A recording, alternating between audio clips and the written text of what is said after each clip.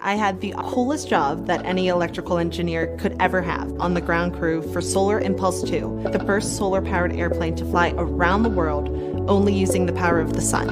IEEE USA has given me a competitive edge because of their support system. It is so much easier doing something and being out of your comfort zone when you have someone there saying, "You got this."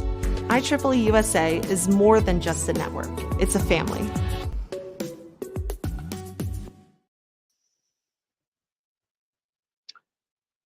Hello, everyone, and welcome to another IEEE USA live stream webinar, Megatrends. I'm your host, Jonathan Cho. This is the second webinar in our Talking Tech series in partnership with the Center of Excellence in Wireless and Information Technology at Stony Brook University. To check out our first Talking Tech webinar, you can go to the link provided down in the screen below. Our presenter for today is Dejan Milojic. Dejan is an HPE Fellow and VP at Hewlett-Packard Labs in Palo Alto, California. His research interests include system software, distributed computing, systems management, and high-performance computing. And he has published over 200 papers, 2 books, and 81 patents. Dejan is an IEEE Fellow, past president of the IEEE Computer Society, past IEEE presidential candidate, editor-in-chief of IEEE Computing Now and IEEE Distributed Systems Online, and has served on many editorial boards and technical program committees.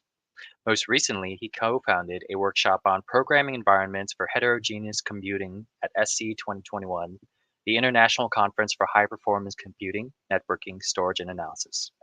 Without further ado, I'll now pass it off to our presenter. Welcome, Dejan. We're very excited for what you have for our audience today. Thank you very much, Jonathan. Thanks to IEEE USA for hosting me, as well as University of Stony Brook for co-sponsoring this. Today, I will be presenting about what I call the art of prediction. Predicting the future could be very useful, powerful, and fun, especially if you can do it. The reason is that predictions are essential for business or military, as we can see, unfortunately, almost on a daily basis. More importantly, for the healthcare. And those who can predict ahead of others, they have a strategic advantage. They know where the future will be, and they can position themselves better for that future. So what I will talk today is about 4 different types of predictions I have done over past maybe 12 years or so. First, I will be talking about annual technology predictions and scorecards, which we've been doing since 2010 with Computer Society. Then I'll be telling you a little bit about our couple of years, maybe long work on Megatrends that we have been conducting within IEEE Future Directions Committee, Industry Advisory Board. And then I'll tell you about 2 large reports that we've done. One is Computer Society report, the other is Future Workforce. Over the years, we have improved how we do things, the look and feel, how we present our results. We try to be much more rigorous, including eliminating bias. We focus on inclusion and diversity along many metrics, as you will have seen. And then our ambition and impact from these predictions have grown over the time. So this is the story of that journey that we've conducted over these 12, 13 years, which I call the art of prediction. So I'll first start with technology predictions themselves. It would have been possible to do it with the help of numerous others. There's about 36 people who directly, all of them, formed our predictions. Without them, none of this would have happened. So if you think about COVID, what kind of impact it had over humanity, how many deaths there were, how many economies were taken down, how many towns, communities have been closed. The impact of that pandemic on human lives, on supply chains were huge. And the worst part of it, it was completely unpredictable because we've never seen it before. In the past, when I was talking about predictions, people will, listen to it and say, yeah, it's all good. But, we really need to know how things really happen. Pandemic turned it around completely. Everybody was doing pandemics predictions because Nobody knew what was going on.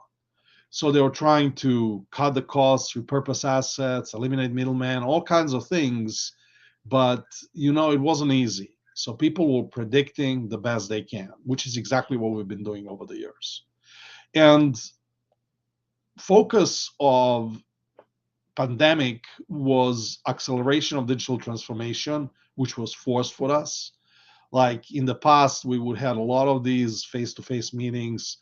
They suddenly turned this completely around, and most meetings were online. And technologies play the crucial role in all of that. So what I'm trying to say is predictions, they go way beyond hypothetical exercise to encourage technologies, but they were essential in making things happen. Let me just tell you a little bit about the process we've conducted. So for the predictions, we started with a few members, then we grew them to more and more. It was just a handful of us, then it turned to 12 in 2021, 16 in 2022, finally to 35 members, including Middle East, Australia, and even more expanding into Africa, Asia, Europe, and Latin America. We improved diversity along other dimensions.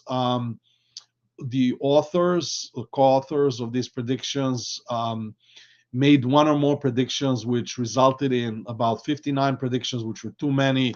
We downsized it to about 30, and we down selected to about 20, out of which we voted on 16.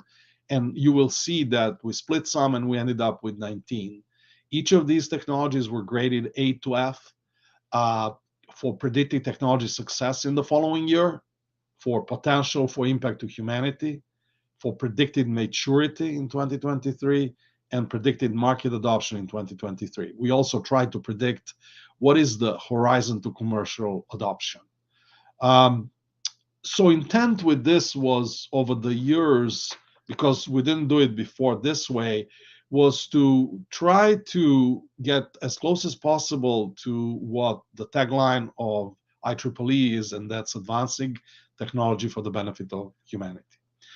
In the process, we also did all kinds of checks, like we calculated standard deviation, bias in terms of correlation, et cetera, et cetera. And then we did some final tweaking at the end, literally until the last moment. But you don't necessarily want to know how sausages are made, you want to taste them. I'd like to point out that what you will see as predictions for 2023, which we are almost at the end of, was reflection of the people who made prediction. And these same people will evaluate us at the end of the year, which comes shortly. So here are these predictions. They are sorted by likelihood of success. I'm not going to read them all to you. We graded them, as you can see. None of those received A grade, but they went all the way to C through D. The highest graded was remote healthcare and wearables, which isn't surprising at all. It was graded B+, because people are not memorizing lists as easy as pictures. I tried to reorganize them somehow to classify them much more than trying to come up with any sophisticated architecture. And so I categorized them in core technologies, security, AI. Even though AI, you will have noticed, is spread throughout. So in, for example, AI-assisted DevOps, in augmented reality, autonomous robots, autonomous driving, almost everywhere. And then industry verticals in which there are multiple: financial, manufacturing, healthcare, and robotics. The reason for this, again, is for better understanding where our predictions are. We spent most of the time, or I spent most of the time, creating this diagram. And you will see later in the talk that it took many years to come up with what we have. And we'll continue tweaking it. Some people think there's too much information. Others, like me, add even more so. But as I was saying, we're trying to replicate what the tagline of IEEE is, and that is impact to humanity, which is represented on y-axis as a function of the success of technology development in that particular year. When we do predictions for a single year. The size of the bubble represent our perceived market adoption, and the color represents the maturity, which itself evolved over the years, but it goes from very early, which is black, to dark green, prototype, incubating, emerging, mature, and then broad adoption. We like to call this tomato grading. There are other maturity gradings. I think U.S. Department of Energy and Defense introduced one. We felt this one is a little bit better serving our purpose. You can see that remote healthcare and wearables are at the top.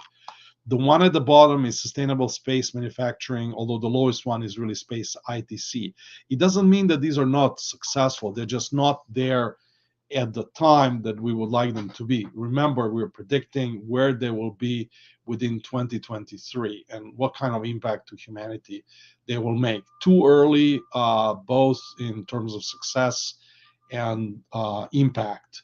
And then there are others which seem to be reasonable, like 3D printing, personalized healthcare is the next one here. And then at the bottom, we also have, in terms of maturity, augmented reality, software for edge, and you can read the remaining ones. For each one of these technologies, we create one such slide. I'm not going to read it for you, but the emphasis is starting on problems, demand, why we're talking about it all, what are the opportunities, what is potential for impact, the impact itself, and then how can we make it sustainable solution, and what is the business opportunity. Especially in this section, we're focusing on enablers and inhibitors. And you will see that a lot of inhibitors have to do with regulation, which makes IEEE USA ideal candidate to address. We also identify some sort of correlation. Those who are on Y equal X trajectory are really correlated. So advancement in technology is proportional to impact of humanity, but some are not. So these which have higher potential for impact on humanity than their technology evolution, like disinformation detection and correction and adaptive generative pharmaceuticals, should be probably funded by government and observed as opportunity to even further accelerate. On the other hand, those which have higher degree of advancement are probably ripe for adoption in industry and on the market, such as generative AI, as we have seen by explosion in the world, AI-assisted DevOps, software for edge to cloud, continuum, and augmented reality. This is just another version of where the opportunities for funding are, for governments, for industry, for academia, and then for professional organizations, which trail a little bit academia because they just wait for things to be ripe for standardization. Another view of maturity is how far away from adoption they are. And we went anywhere from 2 years, which is remote healthcare and wearables. When I say adoption, I mean the broadest sense of adoption, where it becomes common. It's already being adopted nowadays, but not at full scale. Whereas sustainable space manufacturing is somewhere up to 11 years. And again, those that are further out are great opportunity for academia, for out-of-the-box thinking, innovations, followed by governments, funding and regulations, followed by professional organizations in terms of standards, future directions, roadmaps, as we already do. And finally, those closes are opportunity for industry in terms of inventions, production, and new markets. While most technologies follow so-called hype curve by Gartner, sometimes these hype curves are flattened, other times they are sped up. And that was exactly the case during pandemics. You can see they're much shorter.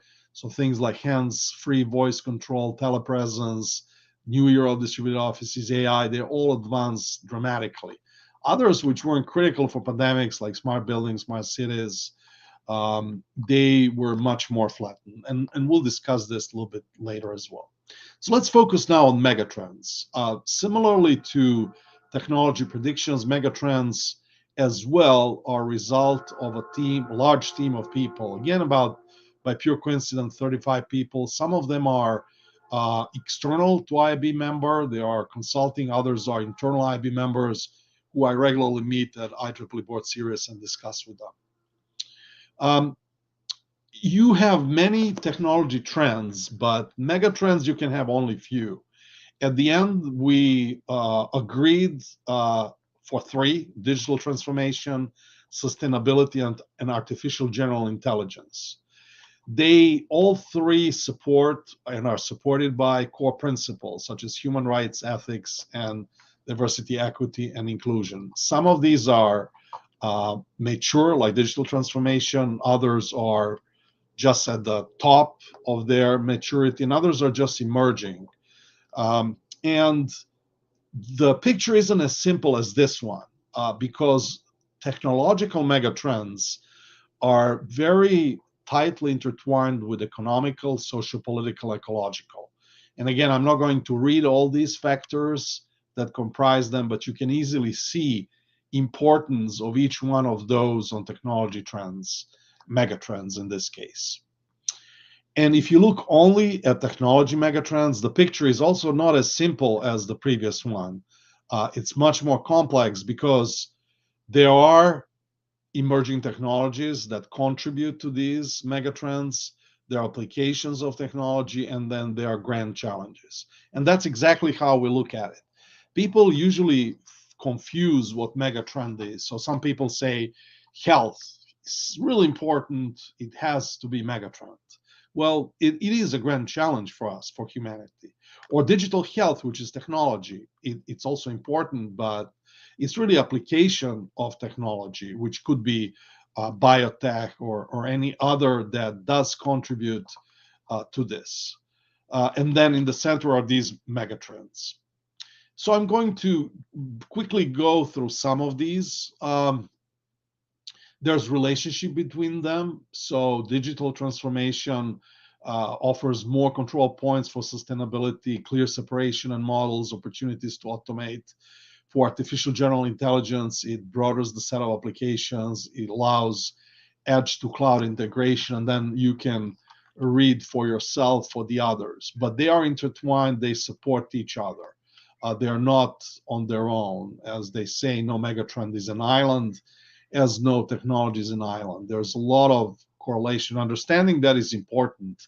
Understanding megatrend is important because you want to position whatever you want to work on, your technologies, against these megatrends. For example, simply to understand when these technologies will mature. If you start working on something that is really sexy, like artificial general intelligence, you need to understand when they will hit the market in full speed. It may not be in 5 years, and it depends all on which ones. Like large language models, they're hitting the market now, but artificial general intelligence itself may not in some foreseeable future. So understanding that is really important.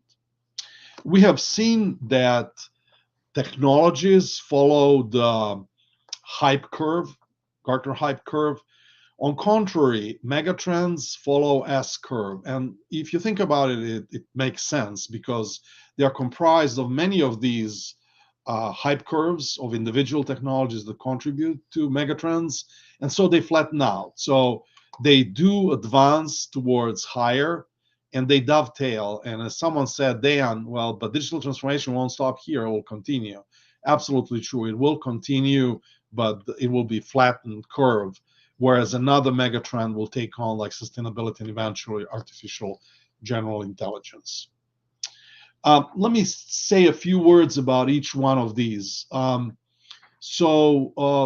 digital transformation, there are 3 steps, starting with digitization to digitalization to digital transformation. And I think Roberto Saraco wrote a lot about it.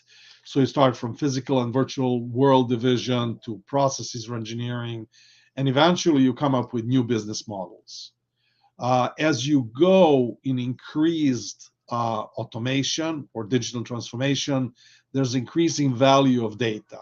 So initially, you collect a lot of data, a little bit of information, a little bit of insights, and even less actions. But as you go from data collection to data processing, you can eliminate data, retain information, and below. As you go to data analytics, you remove information, you stay with insights, and then for data actuations, you focus only on actions, which is ultimately what matters. And from understanding situation to influence evolution, there's this roadmap where, again, you start from what to why, understanding what if, and then acting. And this what if is one of the key premises of digital twins, which enables us to replicate the physical objects in their digital incarnation. And as we evolve them over the years by replicating state only to connecting them, to overlapping them, and finally to being able to extrapolate digital twin and represent the physical instantiation in fully digital view, we are able to play these what if analysis. Switching to sustainability, there are many aspects to it.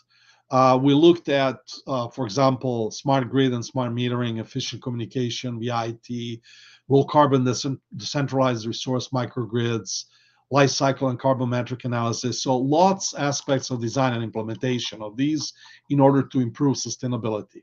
And then from DevOps, you go to pure operations, and that is management, data analytics, machine learning, visualization, end of life cycle replacement, recycling, policy-based control and operation. We've covered that in multiple papers. I show you some of those at the end.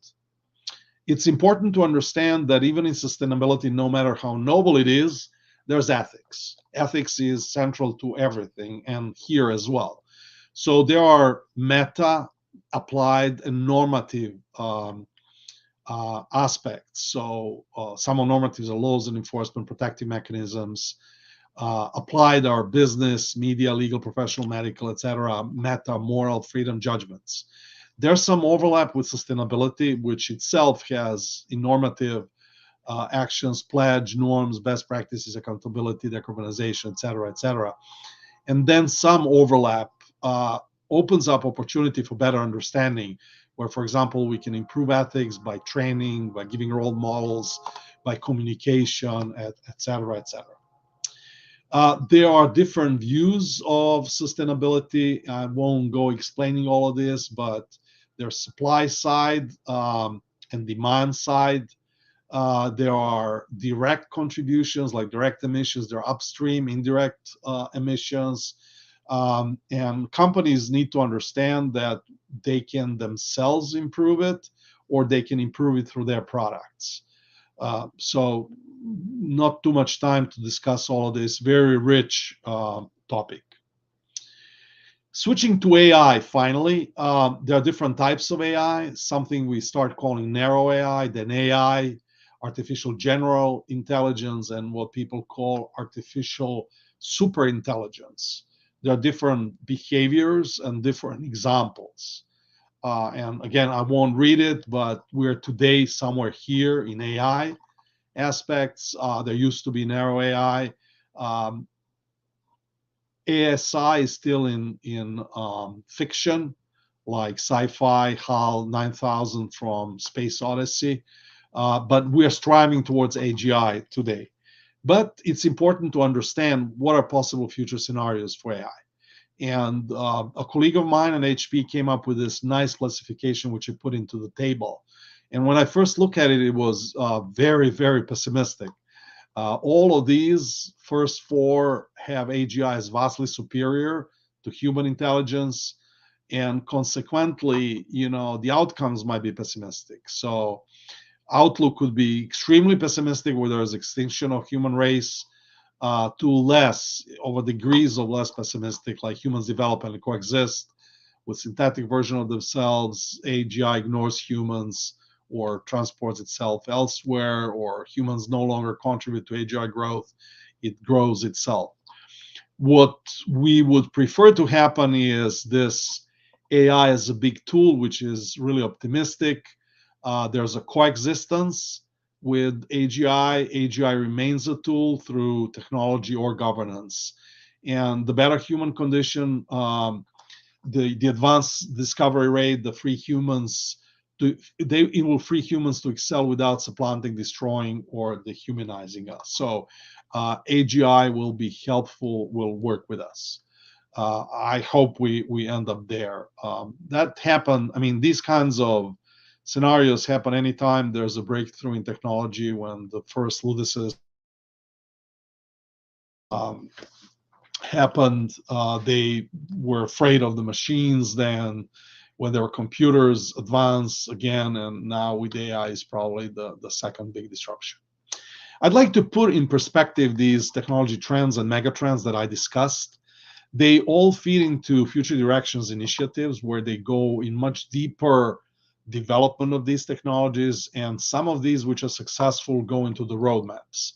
IEEE publishes these roadmaps. They are really important. Industry looks at them, and we have multiple of those today. And then some of these roadmaps eventually became standards. Then there are all kinds of other activities like IEEE in 2050, which contribute to mega trends and technology trends. All I'm trying to say is there's a much broader context, and it's not as simple as it occurs on the first sight. I would like now to tell you a little bit about two big efforts that we conducted over the years. While technology predictions and mega trends are developed over the course of a year, even if mega trends are followed over multiple years, the actions are on a yearly basis. These big projects happen usually every 7 years on average. Two have happened so far, and they take about 2 years to develop. The first one is Future Workforce, which was conducted by these 8 people. You may recognize some of those. Tom Coughlin is the incoming president.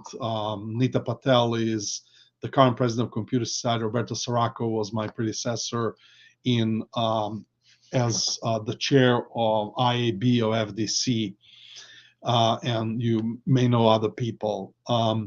And we started at about the time when COVID started.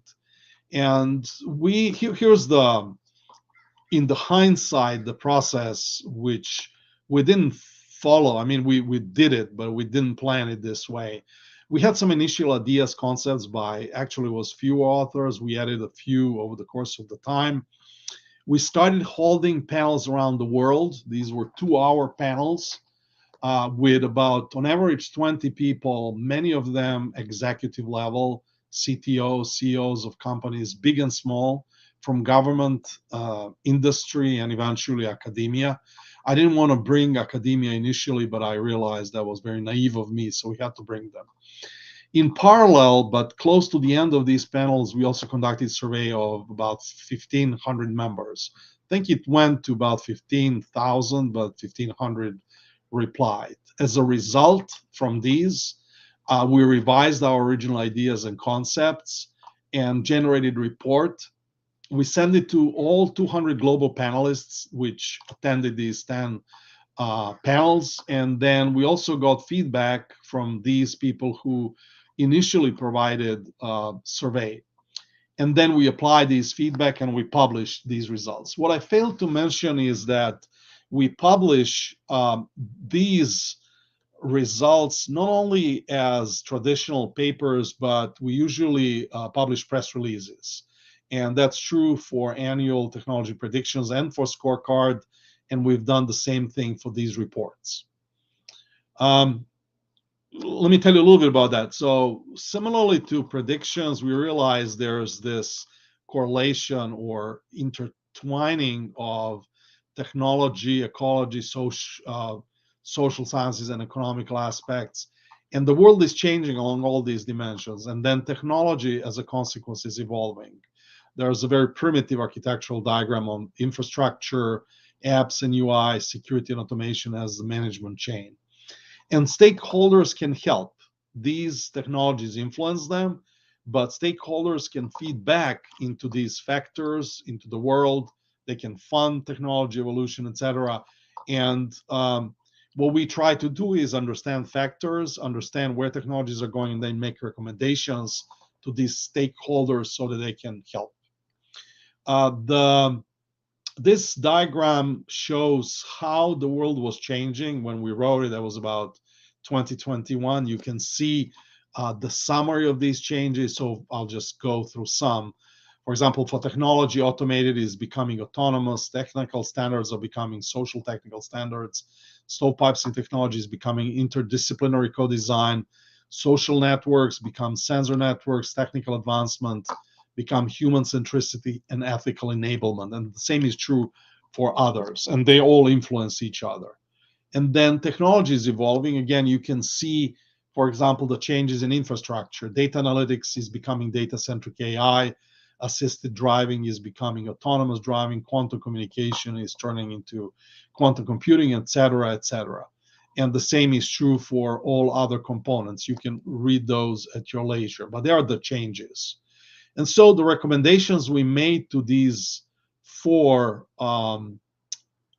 most important players are here. They're listed here.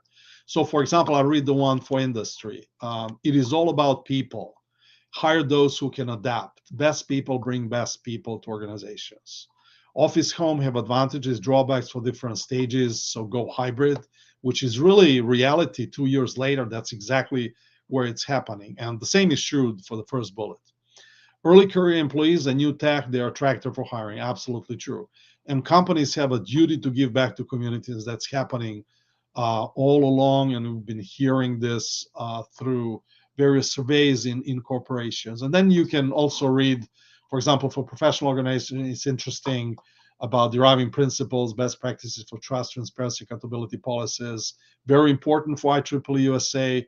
Then leveraging power of convening, educate legislators. Again, very important for IEEE USA, technology predictions and roadmaps. And then you can read the rest. I will advance.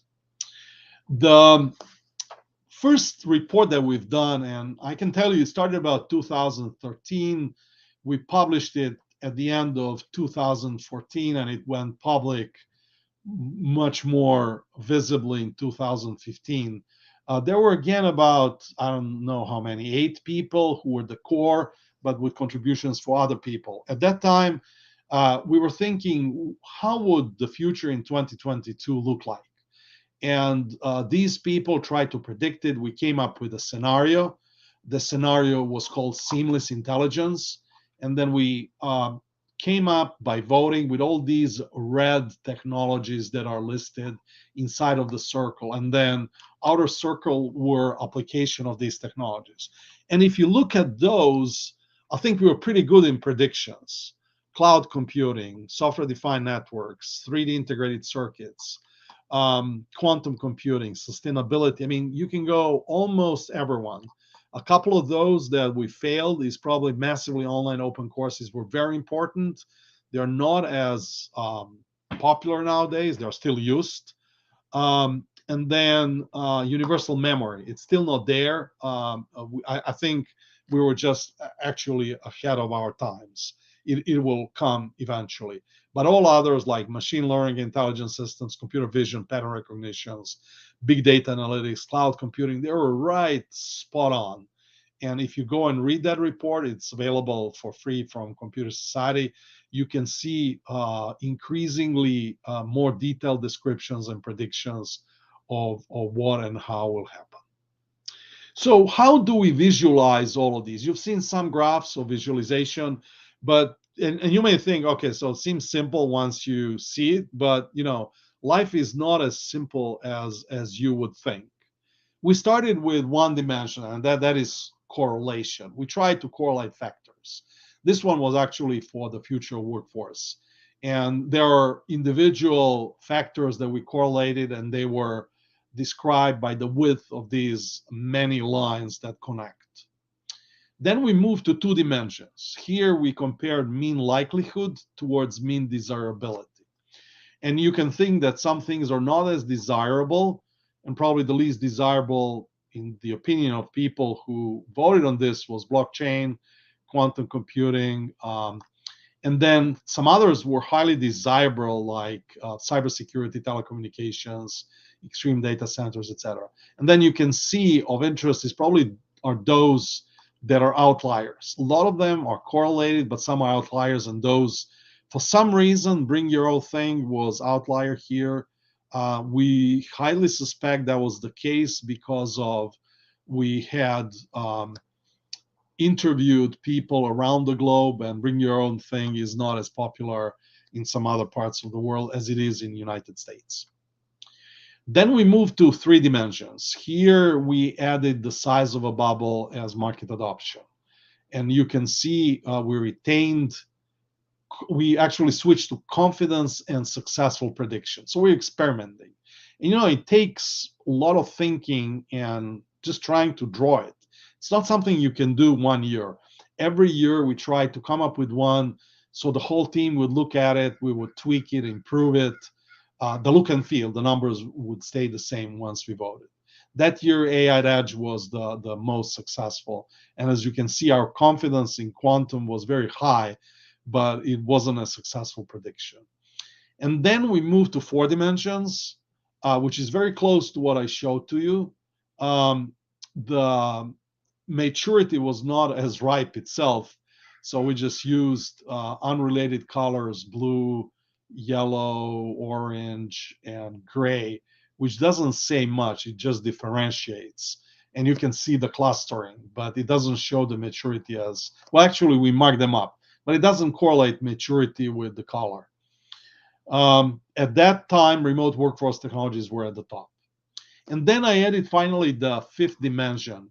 What I've done with the diagram you've seen previously is that I put the circle around, and the color of the circle represents the megatrend.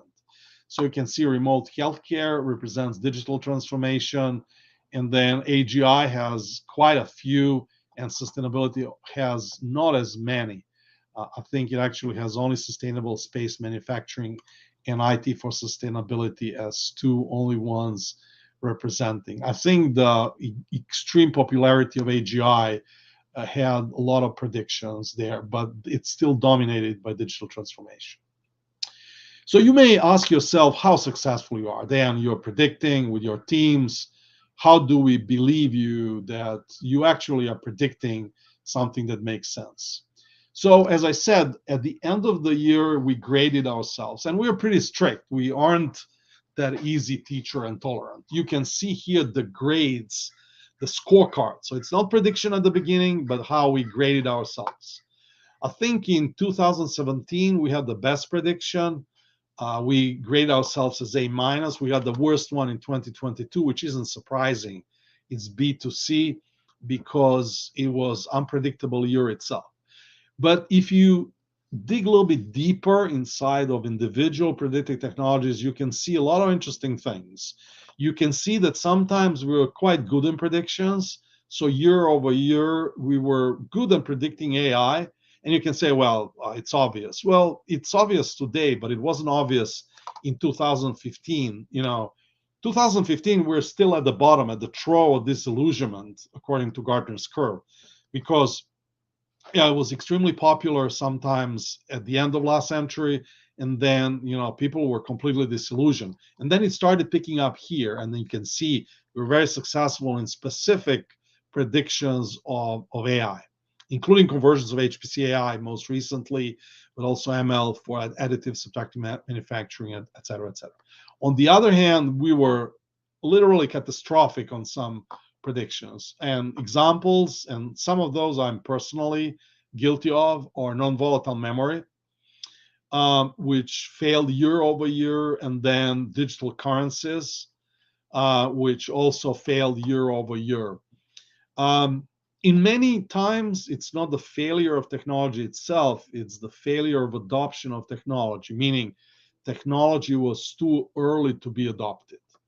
What is even more interesting is that some years we were failing in prediction and only to be positive in the next year. So non-volatile memory was negative here, B-, it was B here. In other cases, blockchain beyond Bitcoin was A, graded A. Digital currencies were graded C- the following year. So even predictions are unpredictable, but there are some that are quite predictable, and because of these, I think it's worthwhile. But even when you fail in prediction, you can still learn something from it. Let me reflect a little bit on this diversity and inclusion. I mentioned earlier, we started with small teams. We grew to 35 member teams. We added people from other parts of the world, Middle East, Africa, Australia, Latin America, Asia. We paid special attention to diversity in terms of gender, color, geolocation, professional and technical background. We had multiple participants from most continents. We had 14 women out of 35, members from academia, government, and industry, and from professional organizations. So, what was our impact? You may ask yourself that as the next question. Well, we, as I was saying, targeted non-traditional publications, press releases, and social media. For example, the potential target audience for 2023 technology predictions was 228 million people.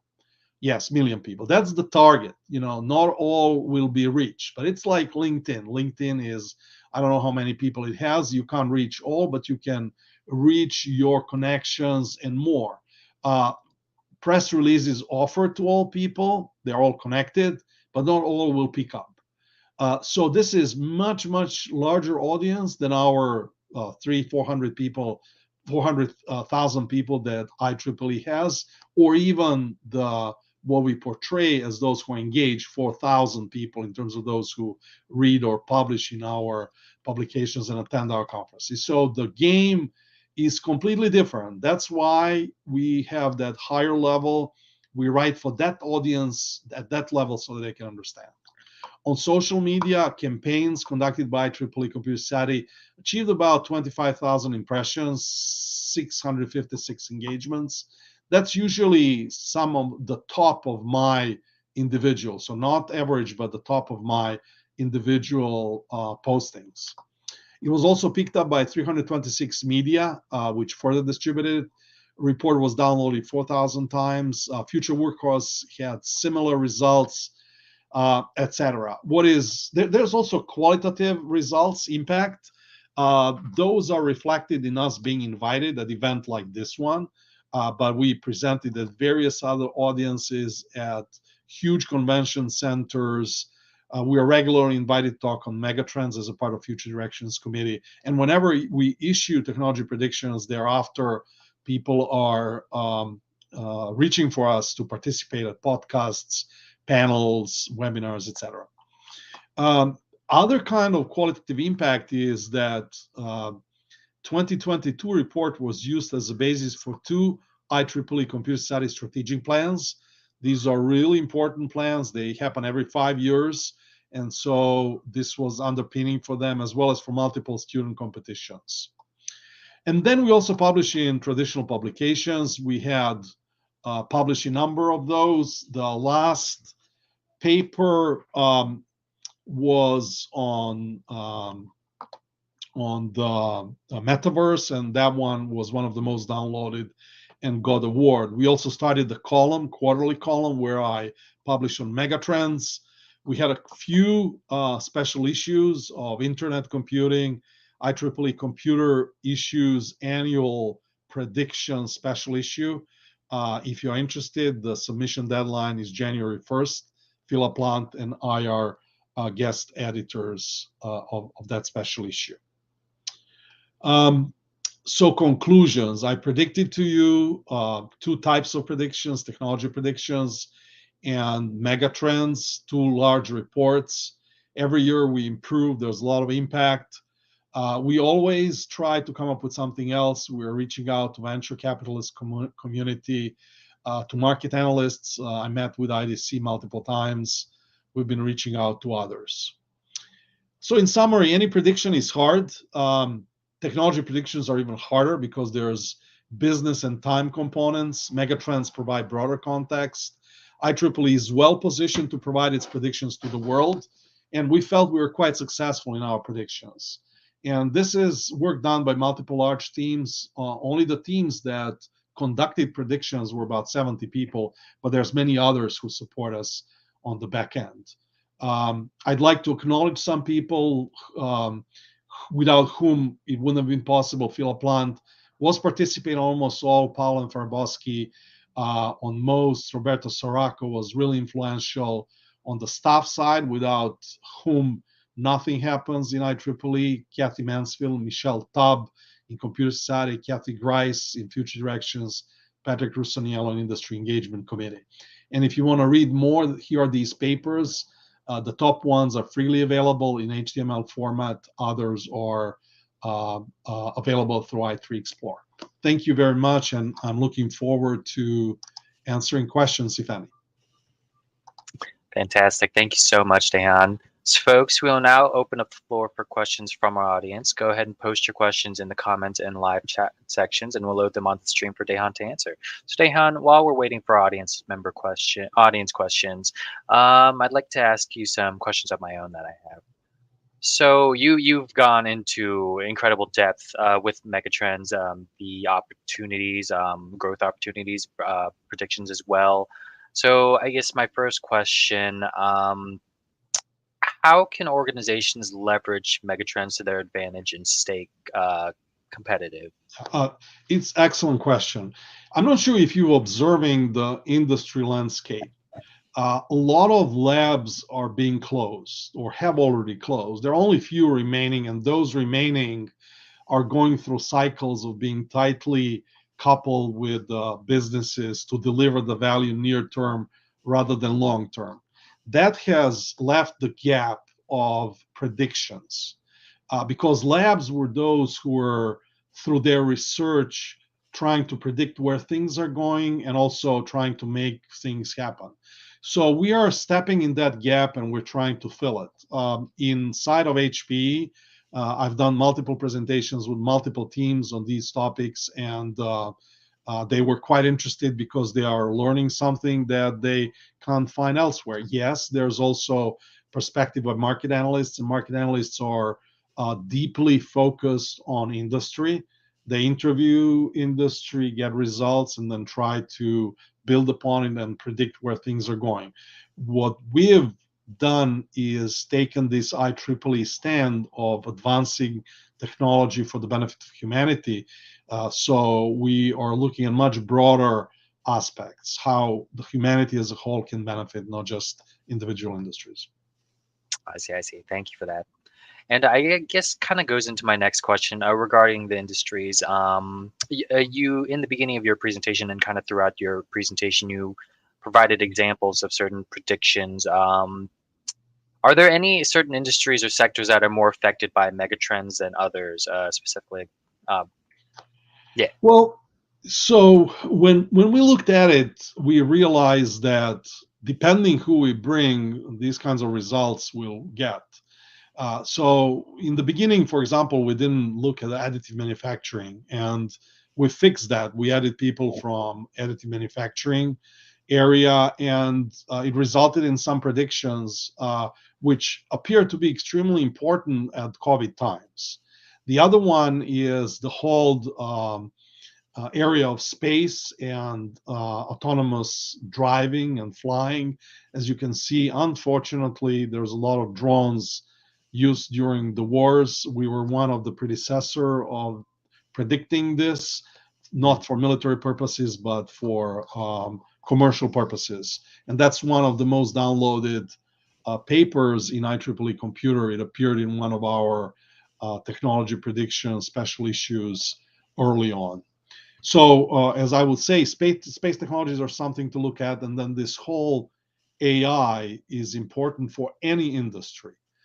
Because it's literally used everywhere. Everyone is trying to use ChatGPT for this or that, including individuals, including corporations, etc., which then has impact on accelerator production. So the whole semiconductor industry is now driven towards producing one or the other sort of GPUs, which is the consequence of the predictions of AI with AGI, ChatGPT, etc. Some of these we were caught by surprise, and I think we were correctly predicting it. Generative AI as one of the predictions for this year, and it literally took off like a wildfire. Right, and I'm sure there's a lot of cross-industry kind of like trends that stem from certain specific industries as well. So thank you Yes. for that. Oh, We got a audience member question. So our first question: Are there any new industries emergent that we can see in Megatrends analysis? So I would like to point out, and let me go back to megatrends and trends. Megatrends are something that are there over a number of years. I would say almost 20 years or so. They are not something, as you can see on this diagram. They happen over the course of 20 years. So megatrends are more like umbrellas. If you want to look at something new, then I would look at technology predictions rather than megatrends. So Mm. you would want to look at this list. And generative AI is one that has happened, as I was mentioning. We believe AGI is the next one. Graph neural networks, really important for representing things. It's being used in many technologies because it allows you to do manipulation while maintaining relationships between these things.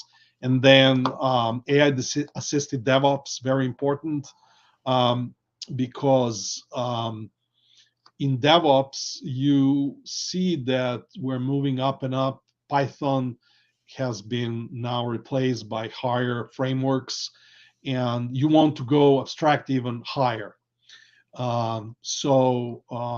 These are some of the things. This one you can see over and over. I'm not sure how to evolve it, this information detection and correction, because it's literal. I mean, when I read reports from war, I stop reading them because wherever you look at whatever war, both sides are portraying things in their favor. So there's a lot of disinformation.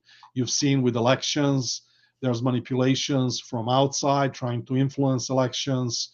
I'm not going to name the names or countries or anything, but there's just a lot of, maybe there's no one who is part of it that is guilty. The other maybe misinforming people, maybe the press. I mean, when you read the press are publishing what people want to read, and people like to read spectacular things. They're attracted to spectacular things, and so they give them what they want. And then as a result, you get a lot of disinformation. But ability to filter throughout this and come to the maybe not truth, but the essence of what is going on, not the ultimate truth, but the essence would require some substantial technology. I think this is probably most needed. And then trusted computing. I mean, there are compromises everywhere all the time. I'm not sure, Nihad, if that was sufficiently answering your question. You can always email me if you have more specifics. And then I think H. Haas asked, will the recording be available? I believe yes, but Jonathan, I mean, this is really a question for you. Yes. So, folks, this recording will be available on demand after the live stream ends. You can access it through the same links that you watch this current live stream. Thanks for the question, Nihat, and thank you, Dehan. So while we're still waiting on more audience member questions, another question that I have, um, when I guess for any organization, when they're trying to kind of like adapt to a certain tactic or concept, um, they always have to think about the risks. What challenges or risks should individuals and businesses be aware of when adapting to megatrends, if any? Yeah, yeah. So I think the probably the largest risk is adoption. I mean, industries develop things so that they can sell their products. And, no matter how successful technology is, market decides with its own feet. So the best examples are VHS and beta format of the tapes for some of you who still remember those. Um, Beta format was substantially more better along many dimensions, but VHS just simply was adopted. So when people are making bets on where to invest, so for example, are they going to go generative AI or graph neural networks, the first thing to ask themselves is, will market adopt whatever solution there is? Can they deploy it in any of these verticals, whatever verticals their products are being sold to? So predictions are, and especially mega trends, they're about direction. Mm. Along these directions and vectors, it's industrial responsibility to decide which of these other smaller vectors which point in the similar direction should be chosen, which can lead you to the product that could be implemented in time and then being adopted by markets. So in my mind, that's the most important thing, because we are engineers. We were able to help rockets fly to the moon or any other so ambitious task that was thought impossible at the time. But the rules of market are separate, and one needs to understand those when, and not relying only on technology. That's why we put all of these. And then in terms of ethics, you really want to have these solutions be sustainable for Mother Earth, because that's the only one we have until we move elsewhere, if we move elsewhere, if we can move elsewhere, if we survive all these wars. But we need to pay back to Mother Earth. We haven't maintained our pledges of this not increasing 1.5 Celsius degree in global warming. We broke that promise, and we are now exposed to more risks. So that's the other aspect. So it's not only economical, there is also ecological aspect. Great. Thank you, Dejan. And so, folks, I know we are approaching the end of the hour, and Dejan, you have a hard cutoff. Real quick, just to answer this one last question from our audience member, Michael asks, what advice would you give to students to prepare for their careers in light of megatrends? And do you have any that you would give to faculty to prepare the students? So I think students need to be brave. I am at the moment, as we speak, working with a number of students. Last year, or actually this summer, I had about 10 interns who I was manager of. I wasn't mentoring all. I mentored a few. I think students should be at the cutting edge of what things are happening, solving the hardest problem, but they should also be practical. The more they can implement things and prove, the better. Because just hand waving these technologies is not enough. A lot of conclusions and recommendations we made were a result of these 35 people working in these areas, developing, understanding what was possible, what was not possible. Now, students in academia, they are even beyond this cutting edge, what we proposed. So I think they should look at where this vector is pointing and go from there on, because I'm looking forward to learning from them what things are possible, and even more so, solving some of these impossible things. Fantastic. Thank you so much. Dejan, so we are out of time. Dejan, thank you so much for providing our audience your insight into the impact of megatrends and how we can use them to make predictions for the future. It was a pleasure having you with us today. And thanks for hosting me, both IEEE USA and Stony Brook University, and Future Directions for sponsoring in Computer Society. And thank you to our audience members for tuning in for your great questions as well. If you found this topic interesting, be sure to check out our other upcoming events, as well as past webinars in the Talking Tech series sponsored by IEEE USA and the Center of Excellence in Wireless and Information Technology at Stony Brook University. Finally, please don't, thank you. No, thank you, Jonathan, and thank you, audience. And finally, please don't forget to like, share, and subscribe to our channels on social media, and check back daily for future live stream updates. Have a great day, everyone. There's cybersecurity issues, there's aging infrastructure issues, there's climate change issues that need to be solved, and I'm really excited that in my career I get to work on those types of problems.